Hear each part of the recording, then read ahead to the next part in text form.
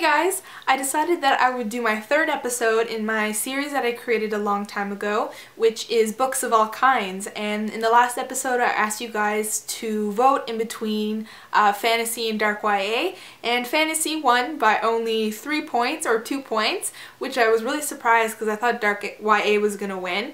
But fantasy did prevail and win, so I'm gonna do this video on my favorite fantasy books of all time. So if you're a new subscriber joining me to my channel, this is a series I created a little while ago. It allows you guys to vote on genres within the YA that will be in my next video and allow me to talk about which are my favorite books within that genre. Now, for the next episode, if this is your first time voting, I decided that since dark YA came so close to winning, I'm going to include it in the next vote as well. And also there was a comment that gave me the idea that I should do my favorite standalones, which is a great idea, so thank you to whoever did that. So for the next episode, if you would like to vote in the comments below, it is dark YA versus my favorite standalone novels. So in the comments below, place your votes and I will do another one in the next couple of weeks. Thank you for watching, and I will begin talking about my favorite fantasy books of all time. Alright guys, so the first fantasy series I'm going to be talking about is Catherine Fisher's series. The first one is Incarceron and the second one is Sapphique. I love the covers. I have read Incarceron, but I have not read Sapphique yet. I apologize for the brightness. I had to change a lot of things. This is like the third time I've been trying to film this part of it. Anyway, I'm going to talk about Incarceron and why it's so awesome and why you guys should check it out. I apologize for the brightness again. Let's get back to the fantasy. Yeah. So our main character is Finn. He's 17 years old and he lives in Incarceron, that is a prison below the Earth's surface. He doesn't remember much about his childhood. All of his memories are fuzzy and confusing, and he doesn't exactly know where he came from, but he does believe that he's from the outside, which is the life and the world going on above the surface of the earth, which would be like our world. So he wants to escape Incarceron, which is said to only have been done once before by a man, but it's only a myth, so he's not too sure what he's getting himself into. One thing leads to another, and he discovers an object that begins to glow when he touches it. Soon after, he begins to hear a voice coming from the object that sounds like a girl. Now, our second main character is a girl named Claudia, and she is the daughter of the warden of the Incarceron. Her father is the man who runs the prison that Finn lives in, and she doesn't have the greatest relationship with her father. And she questions whether her father actually loves her or not. Claudia is actually in an arranged marriage to a man she does not love. She was supposed to marry a different boy who's actually the brother of the man she's marrying now, and she wants to discover what exactly happened to the boy she was supposed to marry. So she goes into her father's study, finds an object that starts to glow when she touches it, and she begins to hear a boy's voice. Now, this object that they are both touching connects our main characters, and it's what starts the plot, and it's what bridges the connection between the two of them and leads to the adventure and the secrets to be discovered and everything else like that. So what I loved about this book so much is that we go on this adventure with the two characters and we discover more about Incarceron and what it takes to actually escape from this place. Turns out they need a lot of courage, bravery, intelligence, and strength in order to escape it and to come out in one piece. So the fantasy is amazing in this book. Believe me, it is great. It feels so real. It feels as if you're watching the book instead of reading it, and it's very, very, very cool. So definitely check out Incarceron. Like I said, the sequel is Sapphique. If you love fantasy, highly, highly recommend it because it's so realistic, so awesome, so much fun to read, and it's a great, great adventure. The next series I'm going to talk about is the Gemma Doyle trilogy by Libba Bray, and it is a great, great fantasy series, and it's one of the first ones I read, so that's why I love it so much, is because it got me into the whole fantasy genre. First one is A Great and Terrible Beauty. The second one is Rebel Angels. And the third one, which is my favorite, and the final one, is The Sweet Far Thing. These books are about a 16-year-old girl named Gemma who isn't like the typical girl who lives in England. She is one who doesn't exactly have the proper and expected manners that a girl must have. She doesn't speak when she is asked to speak, and she doesn't lie back and think of England when it's asked of her. One thing leads to another, and she has this vision that leads to the tragedy that strikes her family. The vision ultimately told her what was going to happen, and it actually came true. Now that the tragedy has struck, she has to leave India, where she grew up, and go to a boarding school in England called the Spence.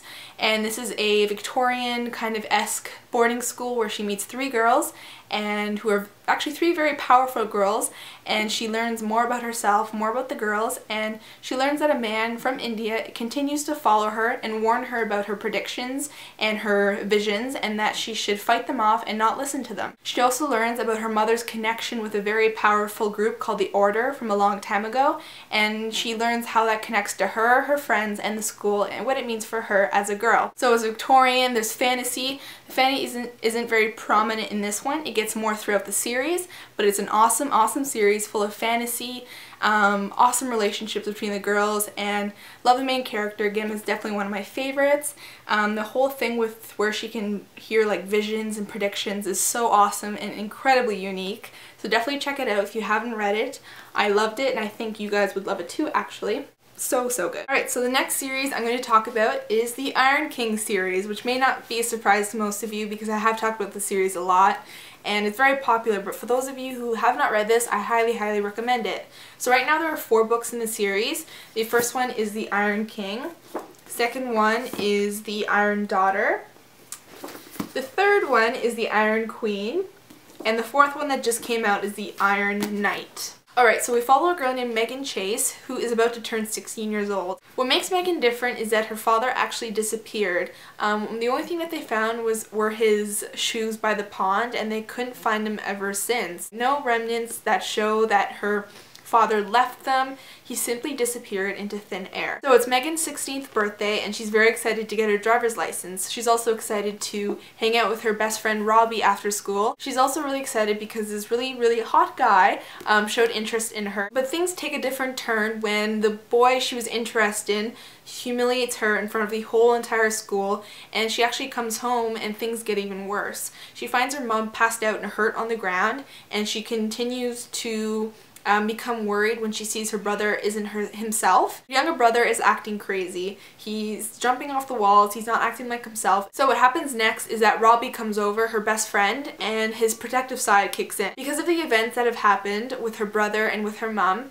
he has to tell her what exactly has been kept from her this whole time. She enters the world that's been kept for her that is called Never Never. She cannot believe what she sees before her eyes. It's the ultimate fantasy world that she sees. Megan meets new people. She meets a talking cat whose name is Grimlicken. Megan learns that her best friend isn't all what he seems and that he's more than meets the eye. Megan also meets a very handsome ice prince. Megan, Robbie, and Grimlicken start out in this adventure where they have to encounter the Iron King and figure out how they place in this world and what's going to happen next for them. Julia Kagawa created such an amazing group of characters who make me laugh, smile. It's one of my favorites because of how real and amazing it is and how you connect with the characters. It's unlike anything I've ever seen before because you connect with them on a whole new level that doesn't really feel like you're just reading about them. It's like you know them and you're going along with them as the series continues. So the last book I'm going to show you guys is one that I've talked about kind of recently, but in one of my past videos,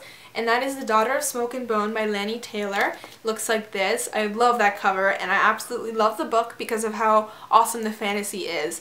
And aside from the fantasy, there's also a kind of like mythology that's intertwined with the fantasy. One of the reasons why I love this book is because of how unique the main character is. Her name is Karu, and she is a girl who is very different than everyone else that she goes to school with. She speaks many languages, some that are not even eligible by the typical human, and she has blue hair that grows out of her head, and she is a great artist who sketches all these different types of monsters in her sketchbook. What she's keeping from others is that she is a part of this alternate world. She enters this world through this little shop which is owned by a man named Brimstone. Brimstone collects teeth, and Karu is like his messenger. She goes out on jobs throughout the world to collect these teeth and collect things for him. So it's not just human teeth, there's also animal teeth. One thing leads to another, and terror strikes the shop and strikes the alternate world that Karu has known for her whole entire life. She's devastated.